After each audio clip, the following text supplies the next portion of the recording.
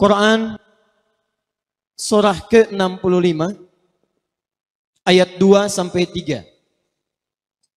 Di ujung ayat kedua, di awal ayat ketiga. Tafsir dari ayat ini terdapat di Quran surah kedua Al-Baqarah di ayat yang sama, ayat 2 sampai ayat 3. Yuk pelan-pelan. Lihat sini. Saya mulai dari Al-Baqarah dulu, ayat 2 sampai 3. Dzalikal kitabu la raiba fi hudal lil muttaqin. Isi Quran akan memberi petunjuk pada orang-orang takwa. Jangan pernah diragukan. Siapa orang takwa itu? Ciri orang takwa, ciri pertamanya salat. Alladzina yu'minuna bil ghaib wa yuqimunas shalah. Adalah orang yang beriman dan ghaib dan dia buktikan keimanannya itu dengan menunaikan salat. Nah, kalau dia bisa mengerjakan salat, itu bagian dari ciri takwanya. Sedangkan orang takwa dijamin oleh Allah di Quran surah ke-65 At-Talaq ayat 2 dan 3. Perhatikan jaminannya. Wa may yattaqillaha yaj'al lahu makhraja wa yarzuqhu min haitsu la yahtasib. 1. Wa may yattaqillaha, siapa yang bisa meningkatkan takwanya kepada Allah. Anda tingkatkan takwa. Siapa yang bisa menaikkan takwanya kepada Allah, yaj'al lahu makhraja. Ini jaminan Quran. Awas, kalau Adi Hidayat menjamin seseorang, Anda boleh ragu. Tapi kalau Allah yang menjamin kita semua, tidak ada peluang bagi kita untuk menolaknya. Siapa yang bisa meningkatkan takwanya, kata Allah, yaj'al lahu makhraja, maka kami akan berikan kemudahan pada setiap kehidupannya. Kami akan berikan solusi dari setiap masalah-masalahnya. Bahasa singkatnya, orang yang takwanya meningkat, maka hidupnya pasti, kata Allah, akan mudah. Saya ulang. Kata Allah, orang yang takwanya meningkat, ini rumusnya, persamaannya, hidupnya dijamin akan mudah. Kerja mudah. Makan mudah. Minum mudah. Rumah tangga mudah. Mau meninggal mudah. Masya Allah. Orang capek-capek, kelepek. Ini bersin sekali, meninggal. Orang yang masuk kamar ribut sendiri, ini sujud sekali, meninggal. Takwa. Ibu mau meninggal mudah, Bu? Mau cepat meninggal? Mudah itu kan cepat, ya. Cepat, takwa. Orang yang takwa hidupnya mudah, kata Allah. Perhatikan. Sedangkan kalimat takwa disebutkan 115 kali dalam Al-Quran. Kalimat takwa pertama yang disebutkan di Quran, Al-Baqarah ayat 2. Dzalikal kitabu la raiba fi hudal lil muttaqin. Apa ciri takwanya? Salat. Alladzina yu'minuna bil ghaib wa yuqimunas shalah. Jadi kalau kita buat persamaan, orang takwa cirinya salat. Orang takwa hidupnya mudah.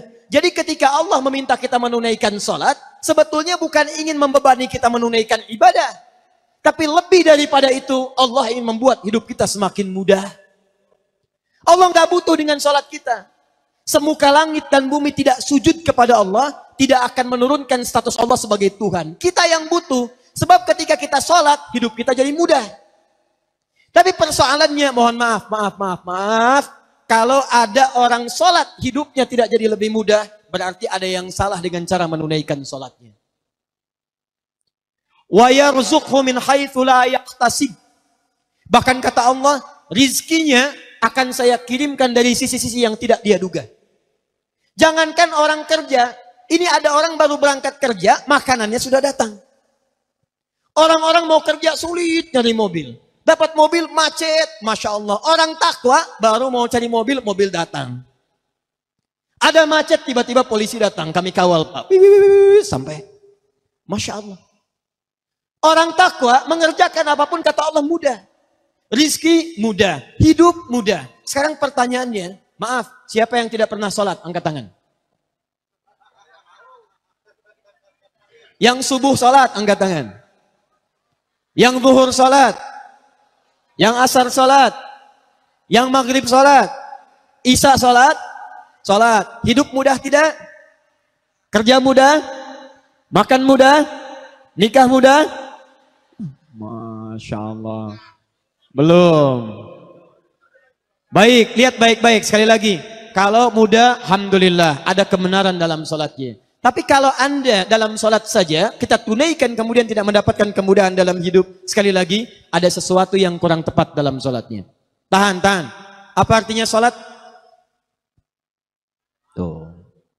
Tiap hari sholat, tapi tak hafal mana sholat. Apa artinya sholat? Doa. As-sholatu hiya doa di kitabul fiqih. Tapi asal kata sholat itu bukan doa. Sholat itu dari kata wasola yasilu silatan fahuwa sholatun. Sholat orangnya musalli. Wasola yasilu silatan. Asal kata sholat itu sampai dan terhubung. Kenapa diartikan doa? Karena setiap orang berdoa sampai hajatnya kepada Allah dan terhubung dengan Allah subhanahu wa ta'ala. Nah, asal kata sholat itu punya hubungan yang kuat. Sholat punya hubungan yang sangat kuat dengan Allah subhanahu wa ta'ala. Saya punya hubungan yang kuat dengan Pak Bupati misal. Atau dengan Bapak Gubernur, maka hidup saya di Banten jadi lebih mudah.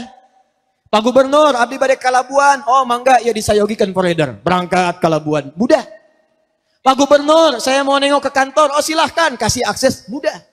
Jadi kalau Anda dekat dengan Gubernur, dekat dengan Bupati, hidup Anda mudah di wilayah Anda. Tapi Anda keluar dari Banten, belum tentu mudah. Keluar dari Indonesia, belum tentu mudah. Kalau dengan manusia saja dekat bisa hidupnya mudah, apalagi orang yang dekat dengan Allah subhanahu wa ta'ala. Allah pemilik bumi. Keluar dari Indonesia dekat dengan Allah, mudah. Ke Malaysia, mudah. Maaf, ke Amerika, mudah. Ke Afrika, mudah. Jadi jaminan pertama dalam Al-Quran, orang yang benar salatnya akan punya hubungan dekat dengan Allah subhanahu wa ta'ala. Maka jaminannya, yaj'al lahu makhraja wa yarzuqhu min haitsu la yahtasib.